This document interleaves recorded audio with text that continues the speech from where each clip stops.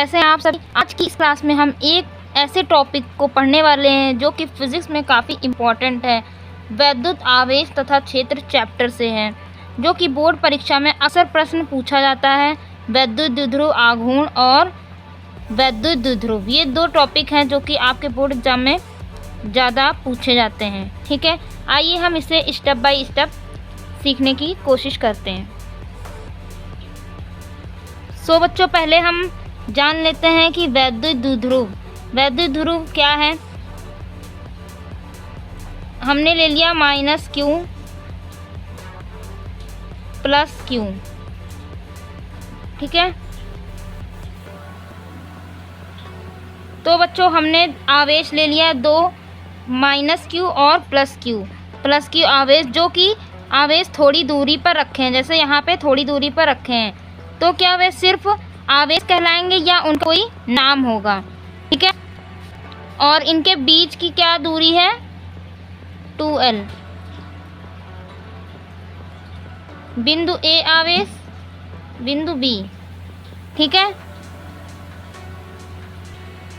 तो सबसे पहले बच्चों समझते हैं कि जब हम परिमाण के विपरीत दो आवेशों को, यानी एक होगा हमारा धनात्मक और दूसरा होगा ऋणात्मक आवेश, थोड़ी दूरी पर रखा जाता है, तो इस पूरी अवस्था को क्या बोलते हैं, वैद्युत द्विध्रुव आघूर्ण कहते हैं। ठीक है, दो बिंदुओं के बीच जो रखा जाता है। ठीक है, यहाँ पर मान लेते हैं हमारा बिंदु O पर O रखा है। ठीक है, तो बच्चों हम बात करते हैं इसकी परिभाषा की। वैद्युत द्विध्रुव आघूर्ण यानी वैद्युत द्विध्रुव होता क्या है। ठीक है, जब लिखेंगे, जब समान परिमाण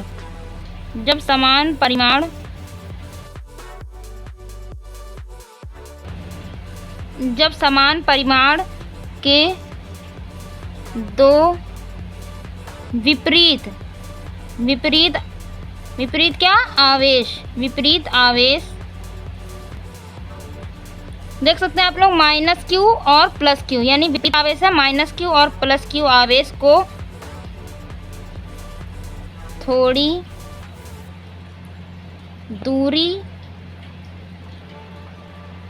दूरी पर रखा जाता है। ठीक है, रखा जाता है तो इस पूरी व्यवस्था को क्या बोलते हैं बच्चों, वैद्युत द्विध्रुव कहते हैं। वैद्युत द्विध्रुव कहते हैं। आई होप क्लियर हो गया होगा। तो बच्चों यहाँ पर एक बात होती है कि अगर दोनों आवेश बराबर नहीं हुआ तो क्या होगा। तो अगर दोनों आवेश बराबर नहीं है तो वह क्या वैद्युत द्विध्रुव होगा, नहीं। विद्युत द्विध्रुव बनने के लिए दोनों आवेशों के परिमाण क्या होने चाहिए बच्चों, समान होने चाहिए। उनके चिन्ह क्या होने चाहिए, विपरीत होना चाहिए, यानी कि -Q और +Q होना चाहिए। ठीक है,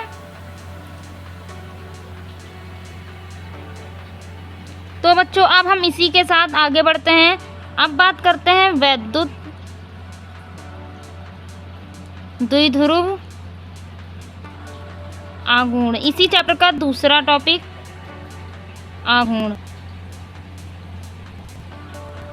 इसके बारे में जान लेते हैं, ये क्या है।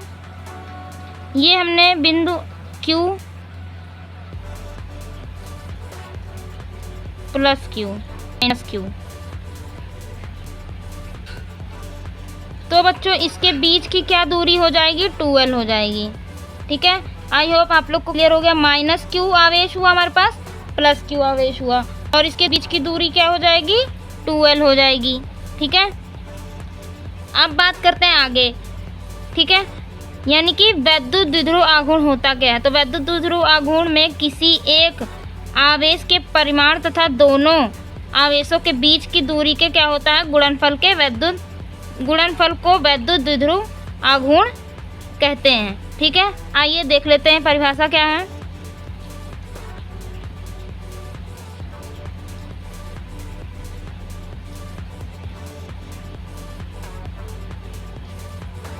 वैद्युत द्विध्रुव में किसी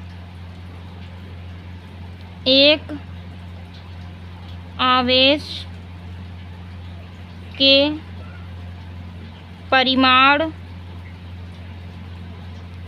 तथा, आप लोग को वीडियो अगर अच्छी लग रही हो लाइक ज़रूर करें, परिमाण तथा दोनों आवेशों के बीच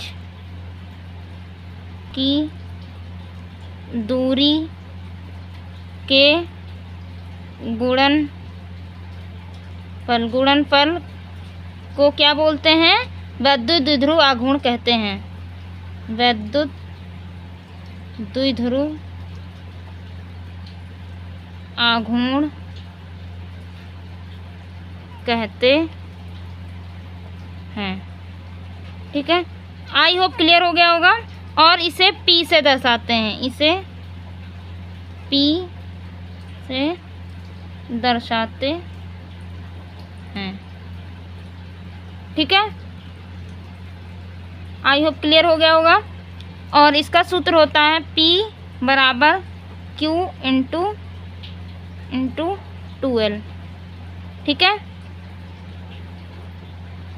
P क्या है, वैद्युत द्विध्रुव आघूर्ण है, Q आवेश है, 2L दूरी है। ठीक है, और बच्चों इसका मात्रक क्या हो जाएगा, मात्रक बच्चों हो जाएगा कूलाम